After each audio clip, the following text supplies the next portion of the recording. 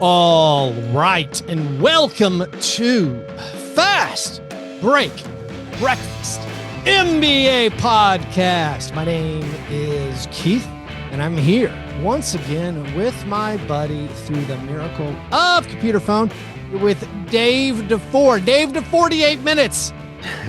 How you been? I understand you've been a little bit under the weather. Yeah, well, you know what's funny is I was sick a few weeks ago and I didn't have a cough, but this cough kind of developed on the tail end. It's either that or I have allergies now. No, you old is kind of. You got the miner's lung from all the hard work in the podcast mines. Yes. People don't understand what we go through. Breathing all that content. The only people who understand it are people like Paul George. Paul George has taken a hiatus from podcasting to focus on basketball. Dave, what should we quit podcasting to go do? Rock climbing. I mean, that's honestly like this job really is holding me back from doing some serious stuff. The Sixers are in a bit of an issue, and I don't want to get into basketball too much before breakfast. But is the issue that Paul George put out 17 podcasts this season and he has only been in 14 wins? I don't want to blame podcasting for all the ills of the world. Sure. I did see that somebody, and I don't know who did it, somebody on social media lined up that Paul George's best games all come after podcasts. Ooh. So maybe he should not. But two things with the Sixers beyond all the losing. This Paul George thing is hilarious. I'm finally going to, now that we're 20 games under 500 or whatever they are, now I'm going to stop podcasting to focus more on winning. And then also the team itself let a injury update come out, I believe on Thursday, about Eric Gordon. And they're like, Eric Gordon having surgery. He will be reevaluated in 3 months. And I think most people would have said something like, he's out for the year. Right. But they're still leaving the window open for the finals, maybe conference finals. He comes back early. Paul George says the reason that he's leaving the podcast is to focus on winning a championship. So maybe he's going to be on the phone with a bunch of other teams trying to figure out where he's going to play next year. I don't know. I do think we finally hit the point where the Sixers they understand the task at hand, and they're pulling the plug, and they're going to go into the lottery with the coin flip chance of keeping their pick, which as a public avowed anti-tanker, there does come to a point where you're like, hey, you lost. The patience gone. You got to pull the plug. The Sixers right now, they have the 6th worst record. Their pick is top 6 protected. Right now, they have a 46% chance of keeping their pick, which doesn't sound great. There's like a 50% chance the Thunder get the 7th or 8th pick. Right. Which also doesn't sound great. No. I'd say there's like a 20% chance the Thunder trade that 7th or 8th pick just to not get the larger salary slot on a rookie guy, but who knows? I think the Sixers having a 46% chance of keeping their pick doesn't sound great when you're having this season. But if you couch it with like you essentially have even odds to get the first, second, third, fourth, or 6th pick. Like you got a 1 in 11 chance at the first, second, the first pick or the 2nd pick. That all sounds okay. It's spent money at this point, right? It is. Yeah. The thing is, you can't go back. Like, there is no time machine. You can't go back and redo the season. You're not going to do anything this year. Yeah. Everybody's hurt and banged up. It is actually, I'm not going to call it, I don't know. We can't call it honorable, but it's at least, I understand this. I mean, this isn't. There's no other option at this point. Yeah. You guys have been snake bitten. It's tragedy, for your team. And you got to make the most of it. So but it's spent money at this point. So in my opinion, it's okay. It's 50-50 odds on free money. Okay, cool. I'll take that. And hopefully it works out for me. Is Daryl Morey an example of how so much of success in life, it's just, there's so much randomness marketing involved? Well, like Daryl Morey is, I think, objectively a brilliant human being. Sure. But when it comes to building a basketball team and when it comes to having success as a GM, man, the part of the success formula that's just happenstance is massive. You know, I would say that yes, there is a lot of stuff where it is like this collection of parts don't make any sense. But I will push back and just say, I mean, he was successful in Houston. I mean, he built that team. Right. They were very good. I'm saying Daryl Morey gets credit for building the team. Right. Much like Bob Myers gets credit for stuff. Sure. GMs always get credit when it goes right. And then once you have that on your resume, and once you've hosted enough Sloan conference things, again, brilliant, way smarter than I am. Well, maybe Daryl's the wrong example, but the fact that they're just losing. And we used to say the thing everyone always said about Daryl Morey is he doesn't care about fit. He just cares about getting the talent. Get the superstar in, they'll make it work. And then it worked. But now we have this little kind of lengthy stretch now, not working. And again, there's Embiid injuries. I think there's been an evolution in the way that front offices operate too. And I think that these guys used to be able to wheel and deal a little bit more. The edge has decreased. Right. And so you could trade the paperclip up to a house. Theoretically, like he did with James Harden. And so, you know, I just think it's a different world. Everyone is a sharp now. Like there are no dumb front offices. This is the casinos. Blackjack doesn't pay out 3-2. It pays out 6-5. And then you show up somewhere and it's like blackjack pays out even. You're like, what? The edges have gone away. Also, you mentioned the time machine, Dave. This morning, I had we'll call it free time.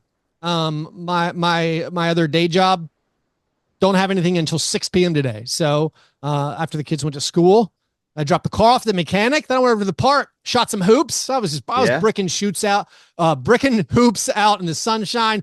Beautiful February weather. A nice balmy 72 February in Nashville. That's not weird.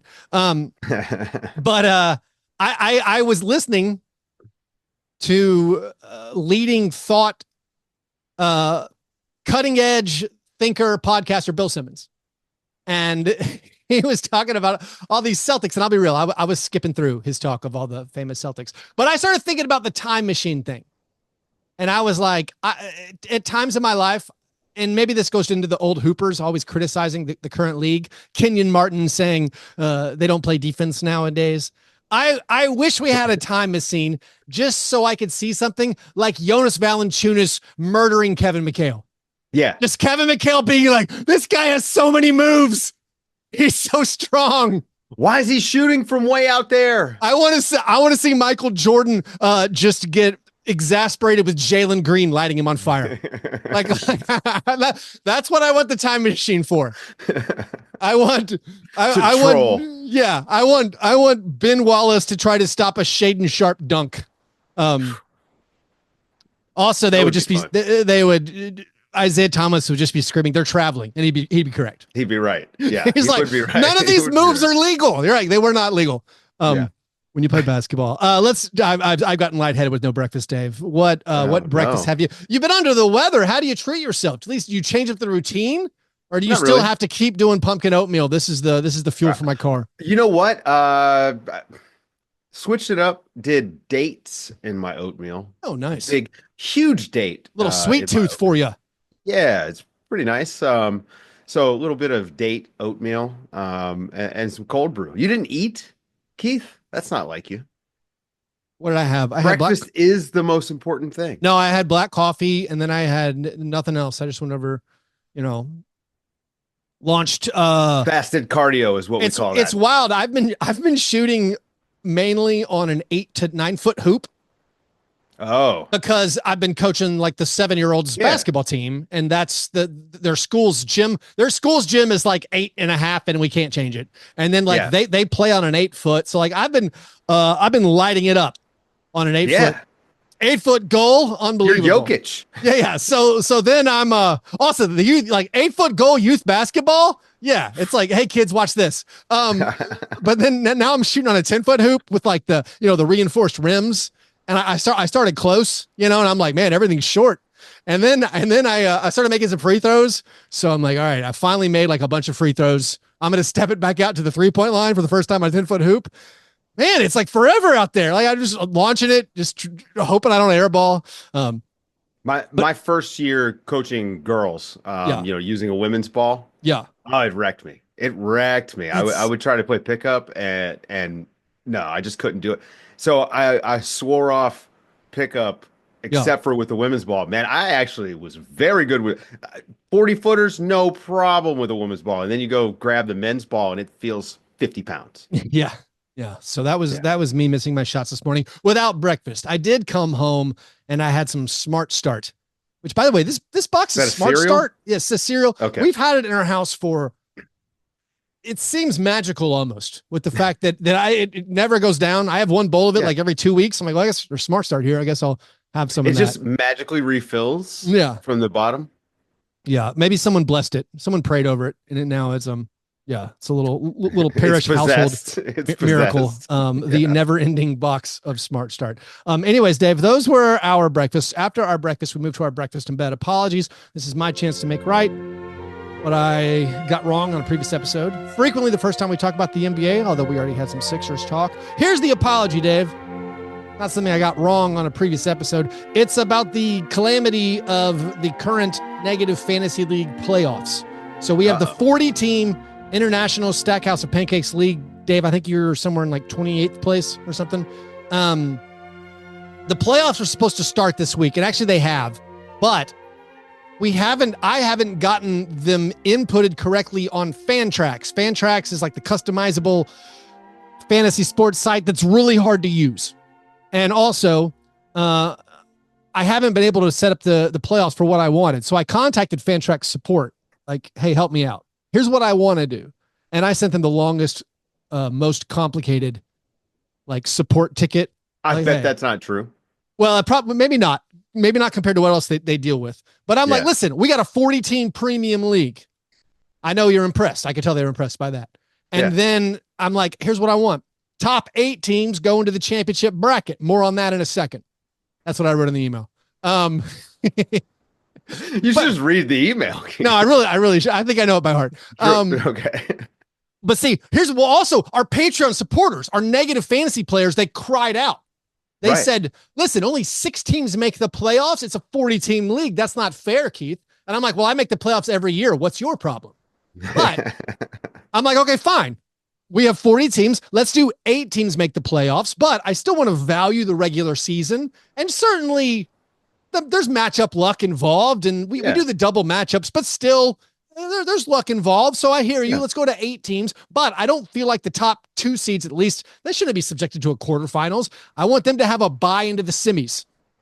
So top 2 teams get a bye. The next 6 teams, I want to play like whoever scores the most points, the top 2 teams over 2-week span advance. Ooh. So I reached out to Fantrax. Can y'all do that? No, sir, we cannot. Okay. The next point, I'm like, all right, so top 8 teams went into the championship bracket, like I already told you. That means we have 32 teams in the consolation bracket. That sounds glorious. So I just want a 5-week, 1-week matchup, just a normal 32-team tournament. The 9th team matched up with the 40th team, the 10th team to the 39th team. They're like, you can't have different periods. You can't have 2 weeks in the championship bracket for playoff rounds. These are all deep cut fantasy problems, but I don't know if that's what the listeners want. So I'm devastated. I'm like, well, I can't even set up the proper thing. I mean, some of this is because the listeners demanded an 18 playoff, and I said, well, we can't have a normal quarterfinals. And so, anyways, right now, the quarterfinalist, which by the way, I should recognize. I mean, it is an accomplishment to make the playoffs in this league. So, congratulations to the Chucksters and Hucksters. Congratulations to the Tusunka Ponies. Congratulations to the Adams family, to P. Kirkner, Adam Pike, and the Luke Walton All-Stars. Also, congratulations to me and Caleb for securing those first-round buys by finishing first and second. Caleb finished first in the regular season. Congratulations. Thanks, as always, to everyone who played. I think what's going to happen is right now, those teams are actually competing, even though it doesn't say so. I'm keeping track of the points. Whoever finishes the most points, they advance. And then once we get to the next round, we'll be able to set that up on Fantrax. But apologies. This is like Nafisha Collier winning her own one-on-one tournament. Yes. Yeah. Yes, perhaps Which I was asked, hey, what is it? What do you think about that? I was like, I don't know. It's kind of awesome. It's kind of awesome. Kind of awesome. That's how I feel every year when I make the playoffs in the league where I devise the formula for how the scoring works. I mean, I wouldn't You're even like say the Lakers. I wouldn't even say I'm obsessive about it, but there's just like every now and then you're like, man, I need a player. Apparently Eric Gordon's not returning until the finals for the actual NBA finals. I have to drop Eric Gordon. Who should I get? Oh my God, Lonnie Walker's back in the league. There's my waiver claim. So shout out Lonnie Walker, being my solid fill-in. No, here's something that maybe all listeners will actually appreciate about the actual NBA. And this might be the most important thing I've ever reported on. And I haven't thought hard about that claim, but I'm going to say it right now. Last episode, I think my last breaking news was the Grizzlies were bringing back the Vancouver throwbacks. And that was, that was 5 years ago or something. Yeah. The last episode we did, I was telling you about how I'm not sure the All-Star game stats count. Like, no one's sure how to count them. And I reached out to Basketball Reference to be like, what's the story here? And last episode, they hadn't gotten back to me. They got back to me. And this kind of blows my mind. Apparently, the All-Star game stats from the mini tournament on Sunday, whatever they were, the OGs and the Team Candace and all, whatever, none of the stats count for the all-time records. Like right now, so who was the All-Star game MVP, Dave? God, I don't know. Did you forget? It was Steph Curry. Steph. It was Steph. That's right, Steph, yeah. Guess what? Doesn't count on Basketball Reference. He's not listed. There is no All-Star game MVP listed for Basketball Reference because as of now, and this could change in the future, the All-Star game stats do not count. How many All-Star game appearances does Jaren Jackson Jr. have? It says 1 right now because apparently none of the stats count for the game in the all-time thing. Now, I think they're eventually going to count the appearances or whatever, but the numbers apparently have just disappeared. This is bizarre to me. It also it also really nails down the whole why LeBron James didn't like play through that ankle injury. Yeah. They're like, hey, LeBron, you're going to play the Rising Stars team. And guess what? None of your points, assists, or rebounds count for the all-time all-star leaderboard.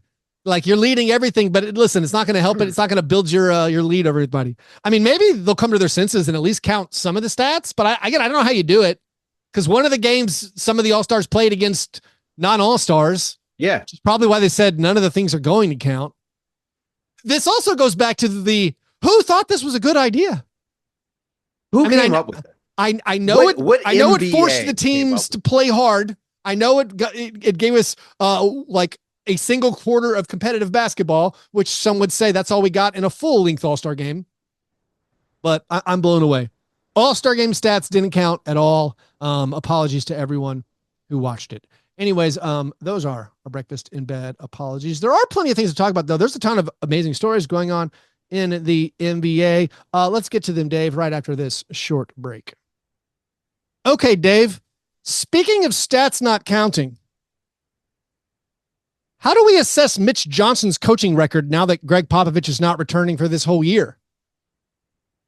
I mean, he's still the head coach. The record counts for him, doesn't it? Because he was named interim coach, correct? No, interim coaches, it always counts for the head coach. Oh, I guess fill-in coach, it counts for the head coach. I'm sure they'll go back and they'll do an interim tag. Like right now, everything, because that's been always the thing where it's like if you're an interim coach, like if you're just filling in, like they don't. Yeah, right now Mitch Johnson has no coaching record in the NBA. Yeah, but of course Greg Popovich did announce he's leaving, or he's not coming back this season. Not coming back. Yeah. Do you think when Popovich addressed the team to tell him this that Steph Castle knew who he was? I mean, I'm sure. Okay. They probably spent a lot of time together. But it's funny. You talked about breaking news. Sam Amick talked about this on our show last week. That Pop's probably not coming back this year, and so I don't think that this is much of a surprise to anyone. I mean, no.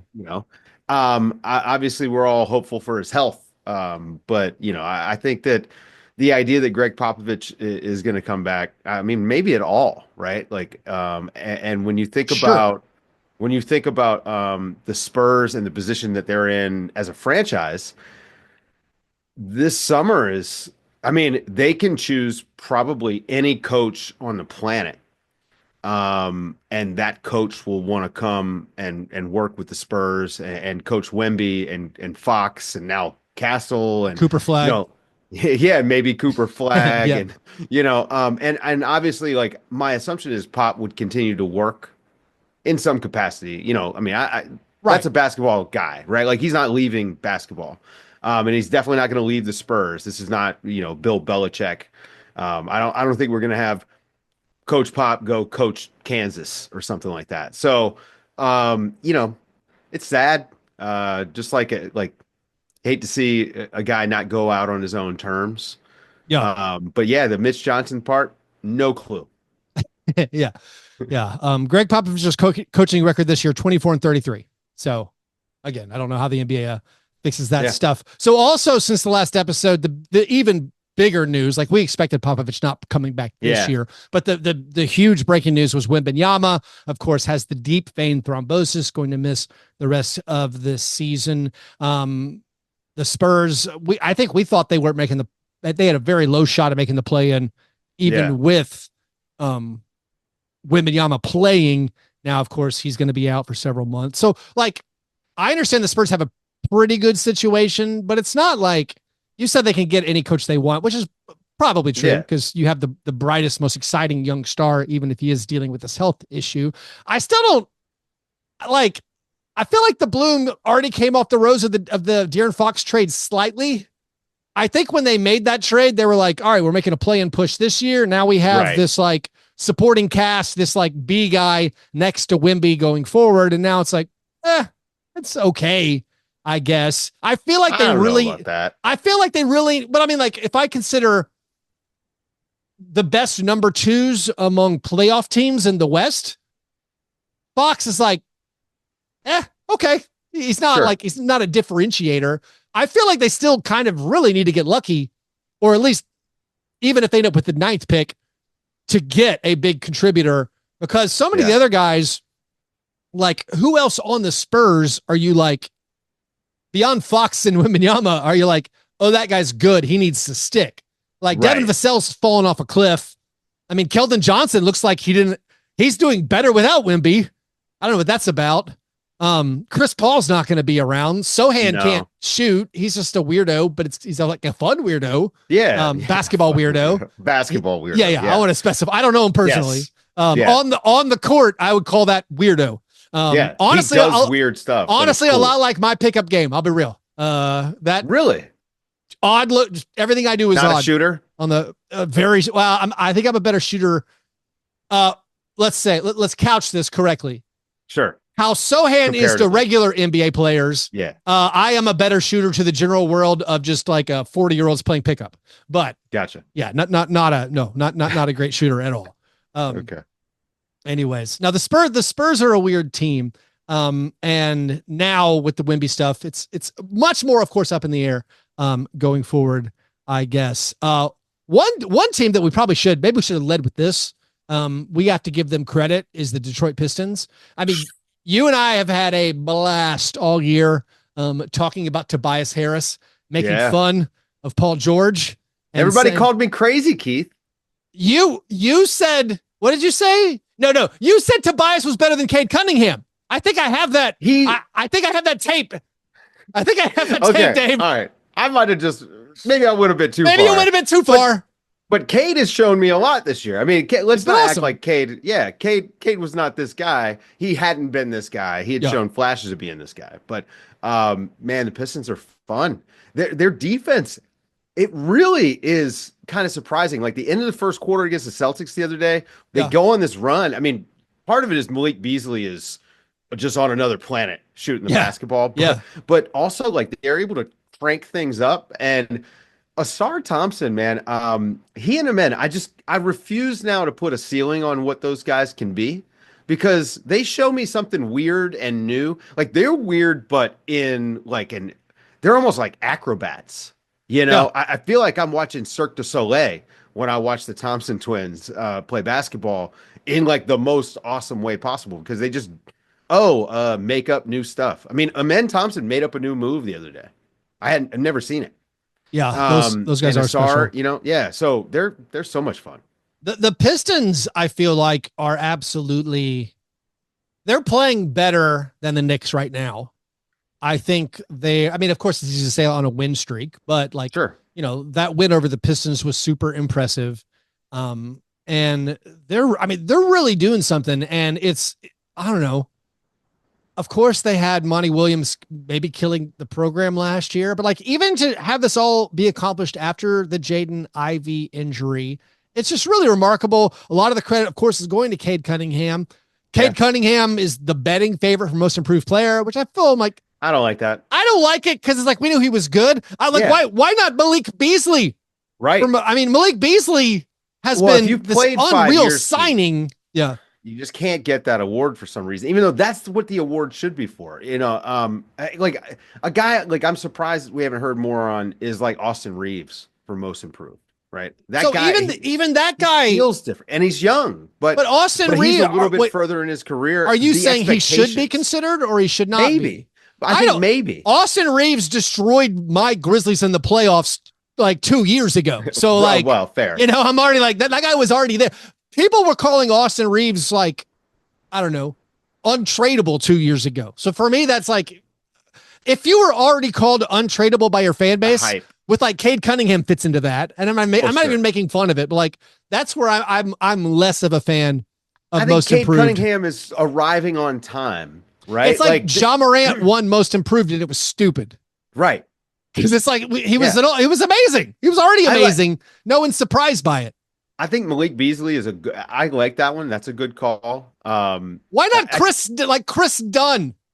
Guys, I'm talking about guys who were fringe NBA players, guys who were waived by teams after trades because they're like, we don't need this guy.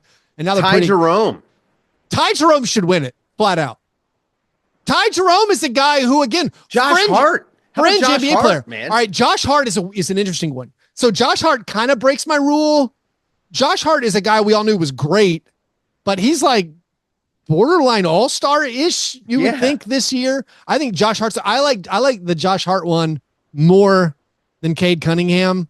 If I were voting, I think I probably would go Ty Jerome just because he went from essentially like, if your team signed Ty Jerome last summer, like no one outside of Virginia grads would have like texted a high five to a buddy. Like, hey, we got Ty Jerome.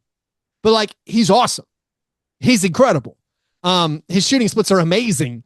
He's been so good. It just like that kind of almost coming out of nowhere. For me, that's most improved. That's what I want to see. Or what even like, what about like Tumani Kamara?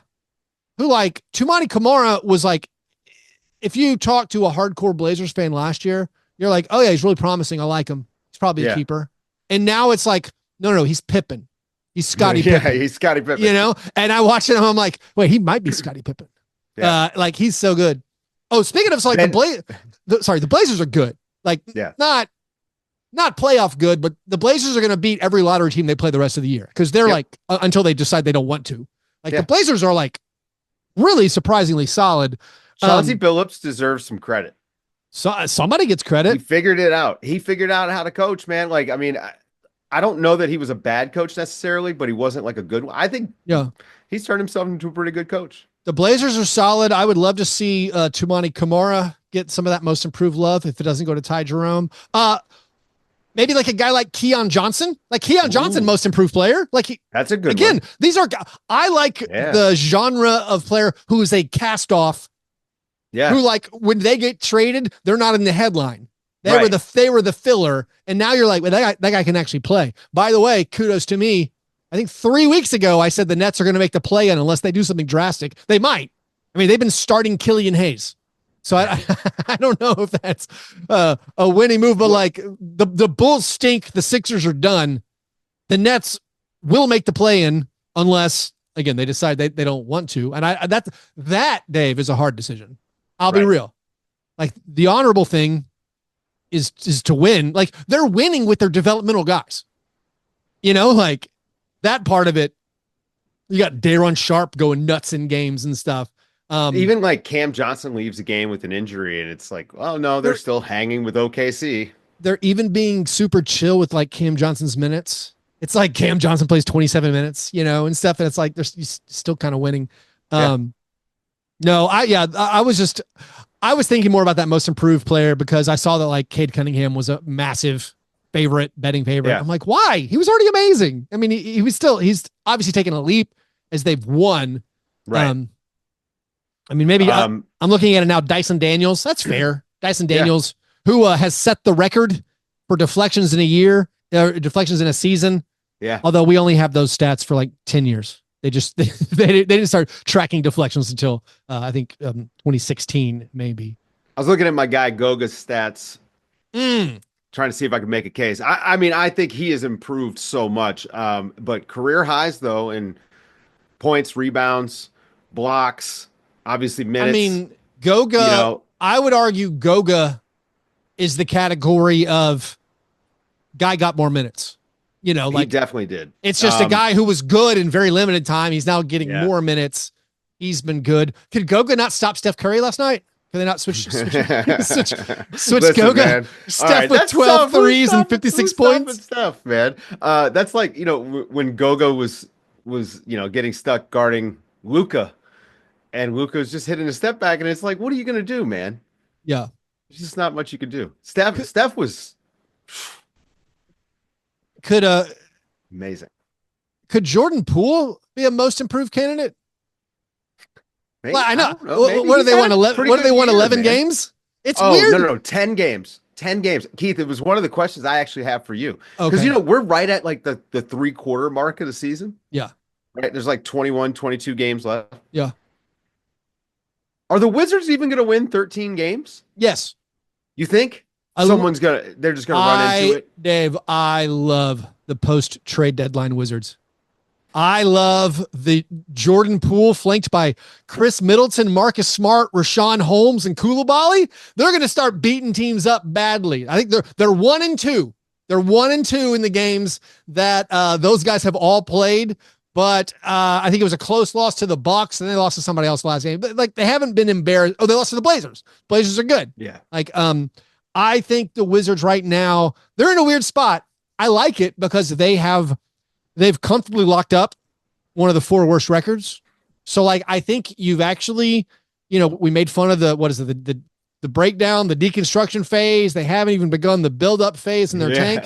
But I do think now, I think there's value. This is very subjective. My opinion is there's more value in developing a guy like Bub Carrington and Keyshawn George to actually get reps in games with NBA veterans where the game is on the line. I think that's way more valuable than just saying, Bub, go play 40 minutes in a meaningless basketball game. I think having Bub coming off the bench and actually playing, hey, we're down by 5 to the Blazers with 3 minutes left now, Koulibaly's in the game. My opinion, that's way more valuable than just saying, hey, we're resting Marcus Smart and Chris Middleton, and we're giving the rookies 42 minutes. Look do whatever. What they're doing in Charlotte. What a mess. Charlotte is an abomination. And the thing is, we actually, I at least had some hope for Charlotte because I think Charles Lee is going to be a really good coach.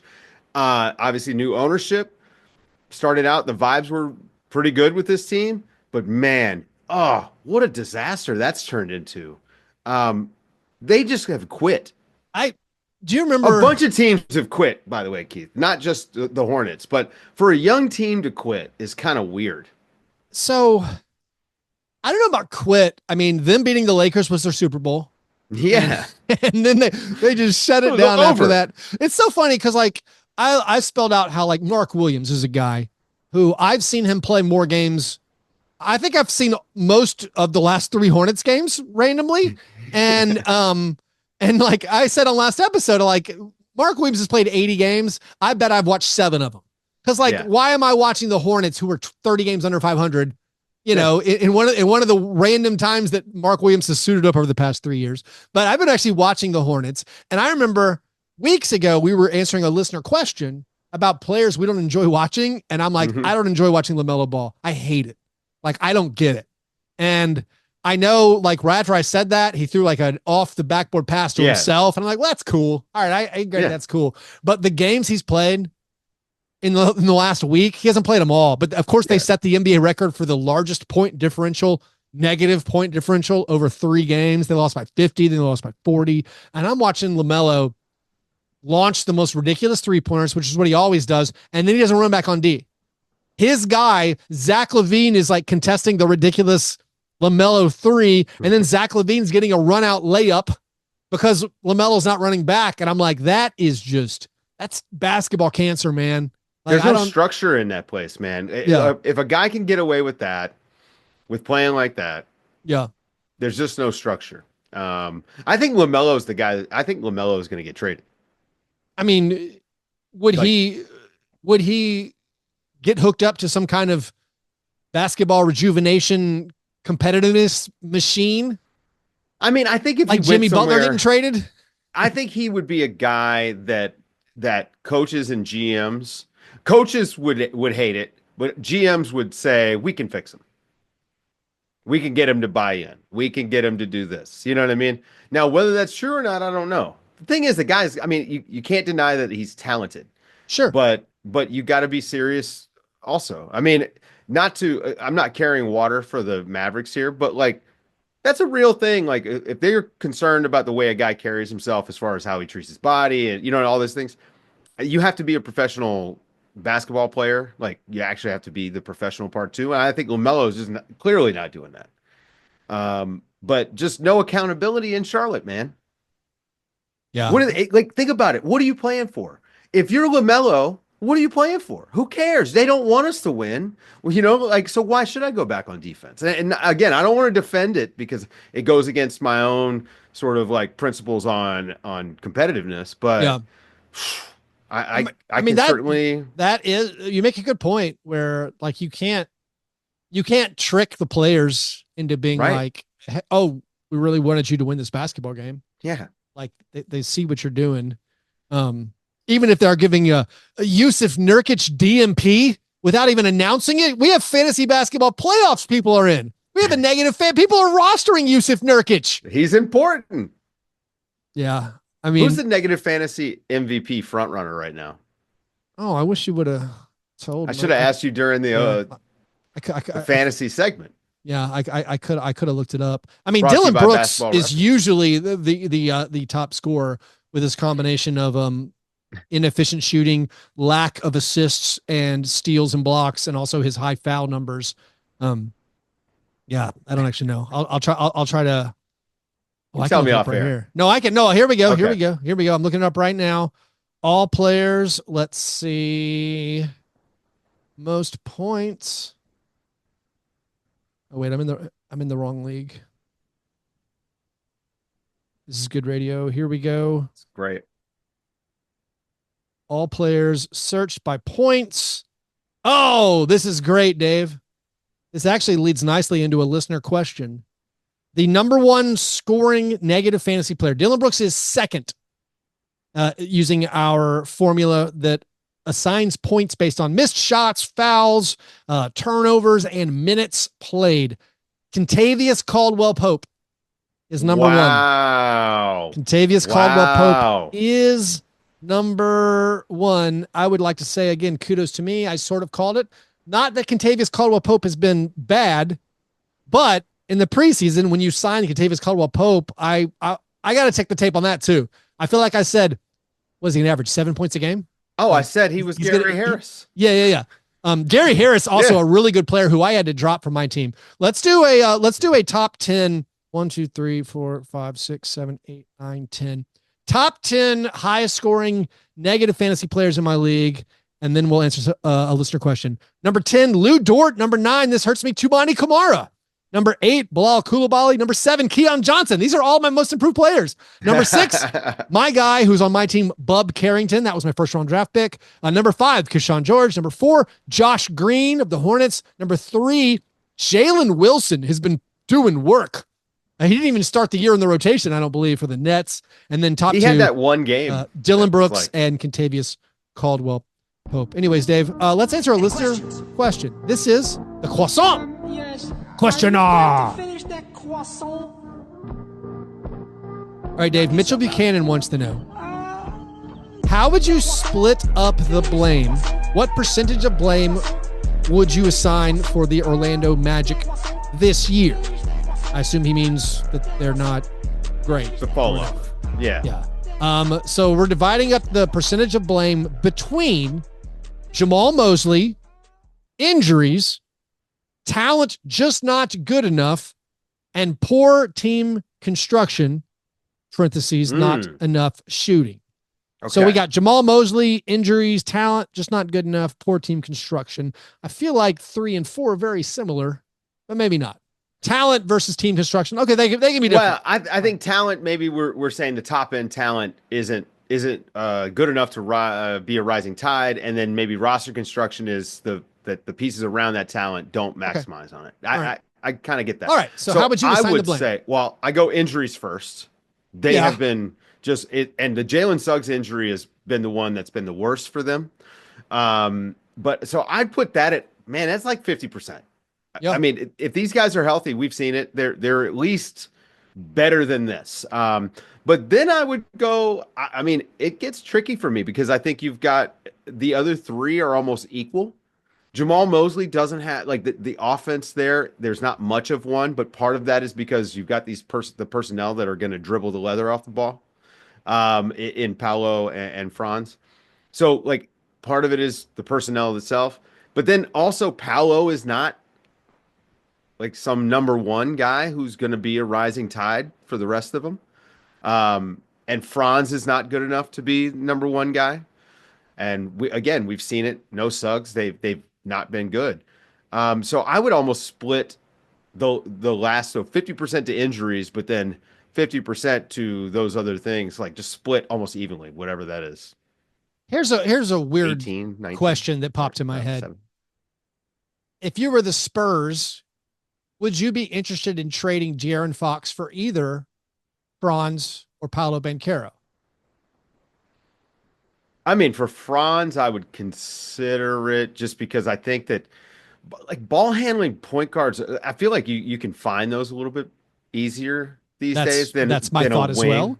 Yeah, than a big wing who can handle it. And if his shooting is going to really like stick, you know, that's a guy that you'd rather have, I think. But Paolo is, there are issues I think with Paolo as your number 2 guy.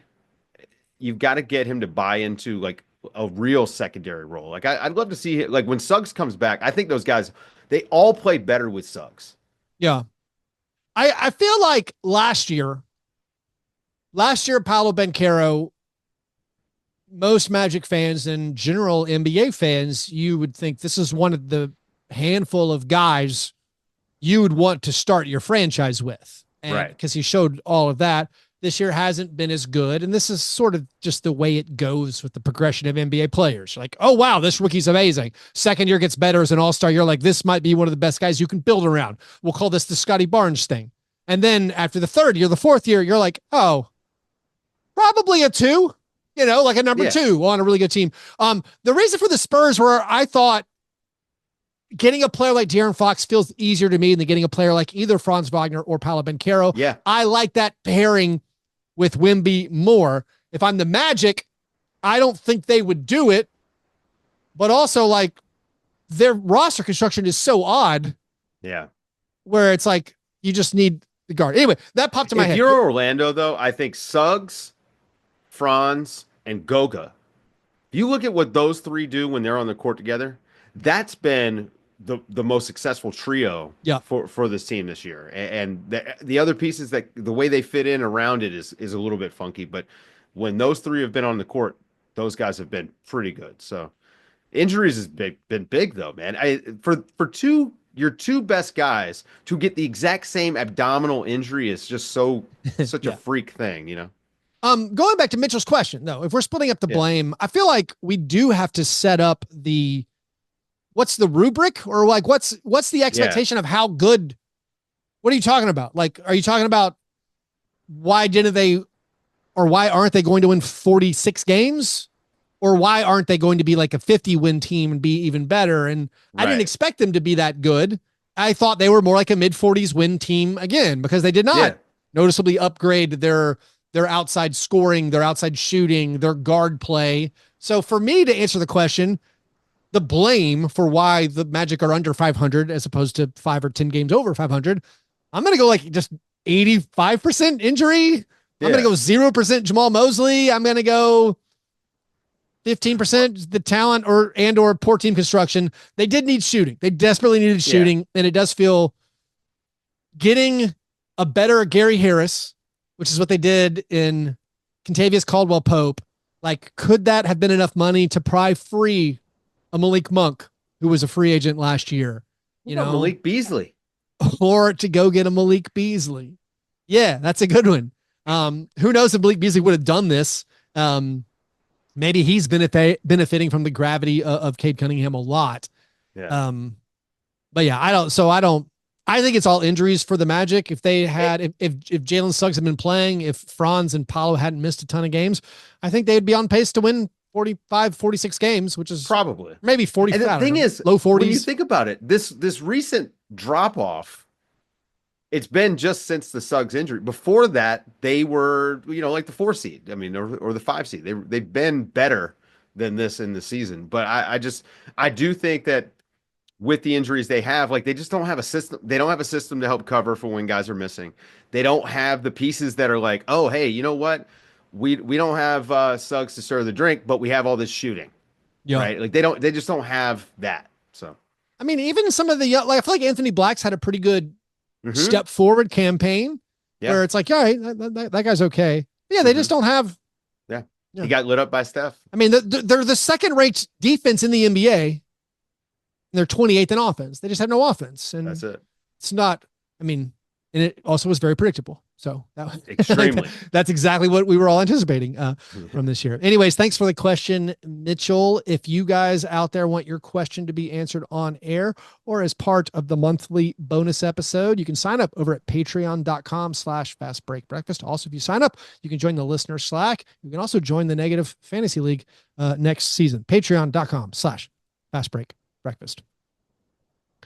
All right, Dave, it's now time for the awards segment of the program, the International Stackhouse of Pancakes Award, given to the worst performance in a box score. I'll say, Dave, it's been 9 days since the last episode, so of course we have a lot of people to go over. But specifically these 9 days, it's out of control. There's just too many. I don't know. Since the All-Star break has been nuts. I mean, I want some of those stats people who make their own graphs online. I'm actually going to see if I can commission somebody to be like, hey, what percentage of horrible shooting games occur throughout the NBA season? Is there a yearly spike after the All-Star break? Maybe there is. Like, everybody comes back heavy. There are a lot. I'm just going to read it off a bunch of nominees. Thankfully, there's a clear winner, so we don't have to worry about it. So Bogdan? there's a no, not actually Bogdan. Okay, I think Bogdan made my list. He had a 1 of 12 from 3 game. Oh yeah, but his other stats I think were all right. Here's my list. Okay. This is just on Thursday night. Just on Thursday night. Honorable mention. Because like we were going to record on Thursday morning. You didn't feel well. We're now on Friday. Yeah. So I'd already made my list up for Thursday morning. Just on Thursday night, Naz Reid, 1 for 10. Najee Marshall, 1 for 11. Luka, 6 for 20. Michael Porter Jr., 5 for 22. In the previous 8 days before that, PJ Washington, 0 for 9. Keyshawn George, 1 for 11. Jeremy Grant and Alec Burks, 1 for 12. Desmond Bane and Damian Baugh, 2 for 13. De'Aaron Fox, 3 for 16. Tyler Hero, 4 for 19. James Harden, 5 for 22. Here's the 3 nominees as we narrow it down. Again, there's going to be a clear winner. Lauri Markkanen, who played a basketball game. Good job, Lauri. Lauri Markkanen in a loss to the Thunder was 2 for 14. 5 points, 4 rebounds, 1 assist, 1 steal, 1 turnover, 2 personal fouls. James Harden in a loss to the Pistons, 5 for 22, 18 points, 12 rebounds, 5 assists, 1 steal, 7 turnovers, and 2 personal fouls. But then Jordan Clarkson in a loss to the Kings, 1 for 14. There you go. 1 for 14, 2 points, 6 assists, no rebounds, 2 steals, 3 turnovers, 1 personal foul. Jordan missed his first 13 shots. I was getting excited. That's impressive. I was like, can we get the 0 for 17? Can we get the world's first 0 for 18? But no. 1 for 14, Jordan Clarkson. The world's. Well, whenever I had the NBA's. Luka missed 10 straight shots last night, by the way. It's because he likes beer too much, according to the Mavericks. And hookah. Anyways, congratulations I'm calling it. Jordan Clarkson, 1 for 14, winning this week's International Stackhouse of Pancakes. To close out, Dave, a couple of things. The Clippers had lost 7 straight games that Norm Powell had missed. They finally won. I think they beat the Bulls. Norm Powell, most improved player. How does that feel for you? I mean, maybe. Yeah, like I like that. I like the guys that have just been around for a while. I think part of the thing with Norm though has just been opportunity. He's more of a opportunity plus having a good year. Yeah. Norm has been, I think Norm's an 18 to 20 point scorer throughout his career. So this is just like, he's kicked it up a few. Norm is also one of the cooler players to watch play. Like his game is cool. Oh, he's so good. He's amazing. He's one of those guys who, like a lot of scorers, a lot of guys with really high true shooting percentages. You're like, that's incredible. This shooter, like a guy like Desmond Bain, or you're like, oh, he shoots 50%. And then you watch the games, you're like a third of his shots are layups because he's beating guys off the dribble. Norm like hardly ever gets layups. He's like a 50% guy, just dropping jumpers. It's all jump. He's got a great jumper. Yeah. Yeah. That blows my mind. I love to watch him play. I wonder what it would look like. I mean, if Norm was in, maybe with a guy just who was a little bit more of a collaborative type player, like Harden is great. And I think Harden is a talented passer, but it's not like he's out there running around. Like what if Norm Powell played with Steph Curry? I mean, obviously everyone benefits from that, but man, I feel like Norm would just blow up in that situation. But he's a guy that just needed an opportunity like this. But I don't know. What is most improved? Is it about production or is it about what I see with my eyes? Do you remember when Norm Powell got traded for Gary Trent Jr.? Crazy. Norm Powell was like 2 years older or 3 years older. Like, you can't have these 29-year-olds around. They don't fit our timeline. Yeah, too close to death, Keith. But also, so maybe an argument for Norm Powell, using my totally made up standard, is the 3 years ago, it seemed like anyone could have traded for him. Anyone could have had Norm Powell. Yeah. Like, who wants to pay Norm Powell? Malik Beasley, right? He was, fits that criteria. He was the minimum dude on the Bucks. Yeah. I like Malik Beasley as most improved. But then you remember back to Malik Beasley on the Nuggets? Mm-hmm. It's like, how are they going to pay this guy? He's going to be a $20 million a year guy because he's an 18 point per game, 40% 3-point shooter. Well, he was benefiting, from the Jokic stuff, and then he goes to Minnesota and it's not as good. So now Bones Highland's going to do that. He's going to follow that same path. Congratulations, Bones Highland, ending up on the Timberwolves. No, Dave, the Suns are done. I thought the Suns would be really good this year. Truthfully, why wouldn't they be? Their starting center was going to be. They have Devin Booker and Kevin Durant. Here's the thing. We made fun of the Bradley Beal transaction. Yes. Because it was a terrible choice. It was the last gasp, and like that was your last gasp. You use it all up for Bradley Beal. Bradley Beal playing good. Yeah. Speaking of a guard who shoots 50% from the field, I mean, the Suns have lost, I think they've lost 10 of 12. They've lost 10 of 12 with their guys. I don't understand how a team with Devin Booker and Kevin Durant and just competent NBA players around them. Right. Like this is not like these are nobodies. This is not them trying out. Is it Colin Gillespie? They tried out Gillespie last night a little bit. I'm not even looking it up. I'm not sure what his first name is. There was a guy playing last night. I'm like, wow, they're really struggling trying to find a guy who can play. And it was like, felt like Tyus Jones has been disappointing. Grayson Allen's been disappointing, but like they're competent NBA players. Royce O'Neal's a competent NBA player. You've had Bradley Beal over the last like month and a half. Bradley Beal's like averaging 23 points per game, shooting 55%. I mean, I know he misses a few games every now and then, but like this comes down to for me, like Booker and Durant. What are y'all doing? I don't care if you're trying out Bol Bol or Yusuf Nurkic or Mason Plumlee. You have competent enough players. I'm stunned. I mean, I know if they were in the East, they'd be comfortably in the play-in. you know? So like, Just the fact that they're having open conversations where like KD is like, well, okay, yeah. So, I'm going somewhere else this summer. right. But he didn't want to come to Memphis at the trade deadline. He didn't want to go to the and by the way, like I think like his explanation, which I did not seek out, but it has found its way to my eyeballs. His explanation actually is fine. Hey, you know what? I don't want to move. Yeah. And he's Kevin Durant, so if he gets to say that, then great. I understand it. He doesn't technically have to move. Right. He could commute from Phoenix. He could commute from Phoenix. I don't know. You got yeah. 45-minute flight to LA, I guess. Yeah. But anyways, with that, Dave, I think we can be done. Oh, wait, you have any rookie of the year thoughts? This is the okay. I have some thoughts on this. I'm pretty biased. The thought is that at this point, it's gotten kind of sad. Yeah. Do you know what I mean? Like, because when you think about it, it's, I've seen a lot of people start saying Stephen Castle, obviously Jalen Wells. I just don't really know. You know what I mean? Yeah. Because usually, like, I feel like we have someone who really stands out. And this year, the only guy who really stood out, in my opinion, I thought Jared McCain stood out for the brief amount of time that we got with him, right? And other than that, it's been like a flavor of the week sort of thing, which has kind of been nice because a lot of these guys have gotten a lot of shine, I think, this year. But I don't think I can pick one. I don't know. I'm gonna have to dig in and look at numbers, Jared which I don't McCain, necessarily like to do. Man, if he had just played if he played 7 more games, I feel like if it was 30 games, you could be like, okay, fine, let's give it to him. He was 65 clearly game rule, right? No, that doesn't account for rookies. Rookies don't have it.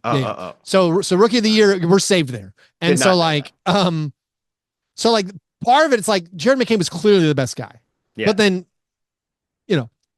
he got hurt and he hasn't played at all. I'm partly deeply offended on behalf of Jalen Wells because it's like, does winning not matter? Not only has he not missed a game this year, he started 54 games for the 2 seed in the West. Yeah. He guards usually the other team's best player. He's made the most 3-pointers of all the rookies. He's second in scoring. It's like, why is it not obviously him? Mm-hmm. Because like Steph Castle, their team's bad. He's not even starting anymore. I think it's probably is Jalen Wells, but I don't think he's gonna win it. If winning doesn't matter, Isaiah Collier's coming on strong. Like the Jazz are playing him a lot, but it's always just like, oh, this guy got some minutes. Khalil Ware got some minutes for like a couple of weeks. And he was at the top of the ladder. For me, it should be like, listen, Jalen Wells is starting for a great playoff team, and he started all year. Yeah. And he scores enough. He's averaging, I think, 11 points per game.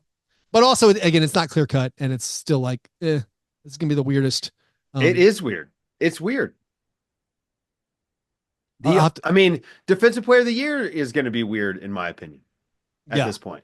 I honestly think it's going to be Evan Mobley because I think there is a general impression, or there's a feeling that I can't even push back against among the people who vote for these things, where they would say something like, and I say it like, these are our peers. It's so weird. It's so weird being a basketball fan. And when you're a kid or you're younger, you're like, oh, who votes on these things? Who votes? Yeah. And now it's like, it's people like you and me. It's people we know. Every day. I talk to these people who they're the ones who actually vote on it. And I could vote on it. And I know if I feel this way, that I'm sure they do. I think you look at a Jaren Jackson Jr. and you're like, should he be a 2-time defensive player of the year? There's some of that historical thought where you're like, that feels kind of weird to me. And I honestly, I'm glad you think about it that way because I think it's important to add the narrative context of all this stuff. But that's how we get the wrong MVP some year. That's how we end up not giving it to Jokic again or Michael Jordan again. Like, I think this year you're going to look at the Cavs and what they've done, and they're going to get some awards. And I think Evan Mobley's probably going to win it because he's a deserving player. And I literally think the tiebreaker for a lot of people is going to be, Jaren fouls a lot. Is he really a 2-time defensive player of the year this early in his career? And I'm like, man, that's totally fair. Because it was Wemby's award. Even though the Spurs stink at defense. The Spurs are horrible at defense. Yeah. And they're not that much better when Wemby's on the court. But yeah, he blocks a preposterous number of shots. And Like the Hawks are no good at defense, Right. despite the fact that Dyson Daniels gets all those deflections. So, like, what if Dyson Daniels won it? That's what I'm saying. Like, what if he won it? I don't know. I don't know cool, the right though. answer. Right. I know Jaren is a fantastic defensive player, spectacular defensive player. So is Evan Mobley, right? And so is Evan Mobley. And I know if you combine steal and block stats, it looks better from Jaren. The Grizzlies as a team have taken a slight dip recently in defense, but they're still a top 10 defensive team. They're an amazing defensive team when Jaren's on the court. But like, I'm going to understand it if some voters if I'm talking about the history of the NBA and when I talk about the last 5 years, I'm like, oh yeah, Jaren Jackson Jr., 2-time defensive player of the year. It feels a little weird. So I get that. And honestly, individual awards I think are going to be tough to come by for Cleveland, and so this is one they can toss their way. Yeah. Anyways, thanks everybody for listening. If you want to support this program, do that at patreon.com/fastbreakbreakfast. And remember, breakfast is the most important thing.